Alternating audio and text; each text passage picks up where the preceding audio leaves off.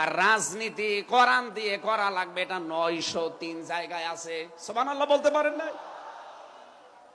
কোরআন শরীফ আমি যতটুকু পড়েছি আমার এতটুকু আয়ত্ত হয়েছে। নামাজের চাইতে, হজের চাইতে, যাকাতের চাইতে সব চাইতে বেশি আলোচনা দিয়েছেন আল্লাহ রাজনৈতিক বিষয়ে।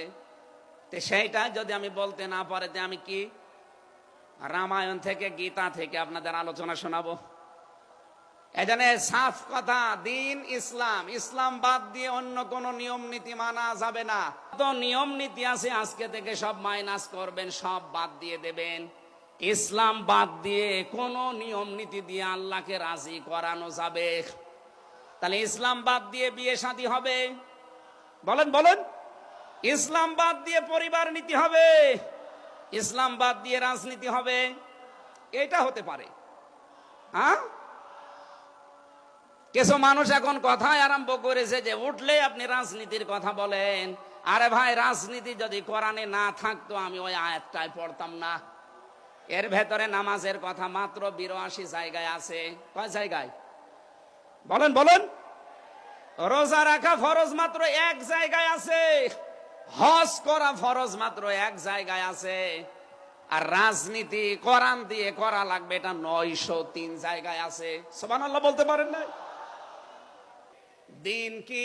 এ রাতের পরে যেটা আসবে ওই দিন। বলেন বলেন। কবরে গুরুত্বপূর্ণ যে প্রশ্নগুলো তার ভেতরে এটা একটা, মা দীনুকা, দিন কি? এটা যদি আপনি ক্লিয়ার হতে না পারেন, কবরে যে প্রশ্নের জবাব দিতে পারবেন না।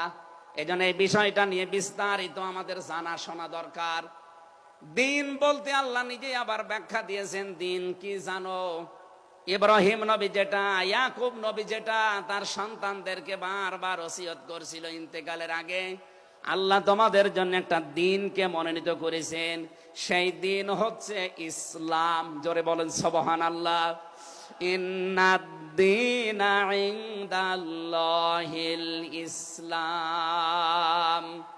অবশ্যই আমি আল্লাহর কাছে মনোনীত একটাই দিন আছে, তার নাম, আরো জোরে বলেন, 4500 ধর্মের কোন দিনের উপরে, ধর্মের উপরে আমার আল্লাহ রাজি নেই, খুশি নেই, তিনি পছন্দ করেন না। একটাই মাত্র দিনকে তিনি মনোনীত করেছেন, পছন্দ করেন, তার নাম ইসলাম।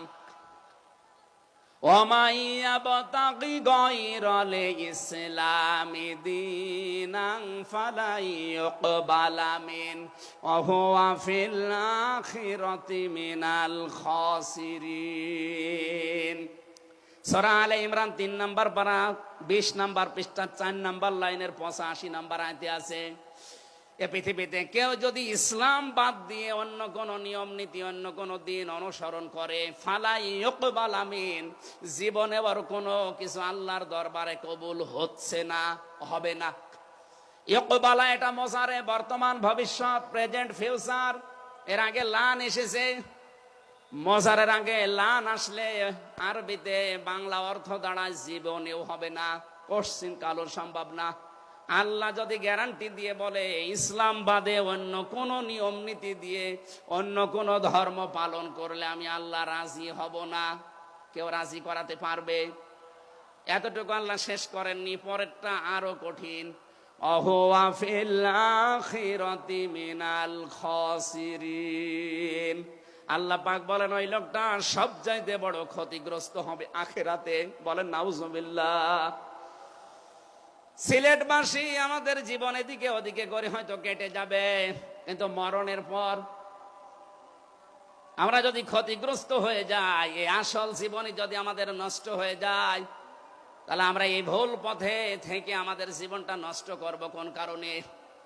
যত নিয়ম নীতি আছে আজকে থেকে সব মাইনাস করবেন, সব বাদ দিয়ে দেবেন। ইসলাম বাদ দিয়ে কোন নিয়ম নীতি দিয়ে আল্লাহকে রাজি করানো যাবে? সে আহ্বান রেখে, এখনো যেহেতু 4টা অর্থ ছিল, আপনি যে ইসলামে প্রবেশ করেছেন তার দ্বিতীয় অর্থ আপনি দেখবেন যে আপনার ভেতরে ইখলাস আছে কিনা। আপনি কি লোক দেখানো কাজ করেন না আল্লাহর জন্য করেন, এইটা দেখবেন। 3 নাম্বার, আপনার আকীদা শুদ্ধ আছে কিনা। আজ এই দেশের একটা মাসলুম সংগঠনের উপরে একটা তহমত দেওয়া হয় যে এদের আকীদা ঠিক নেই।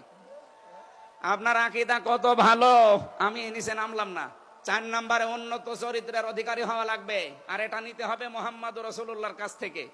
5 নম্বরে আমাদের লেনদেন স্বচ্ছ হওয়া লাগবে। আপনারা তাফসীর শুনতে এসেছেন, আমরা বিস্তারিত আর বলতে পারলাম না আজকে, কারণ আমার সময় শেষ হয়ে গেছে।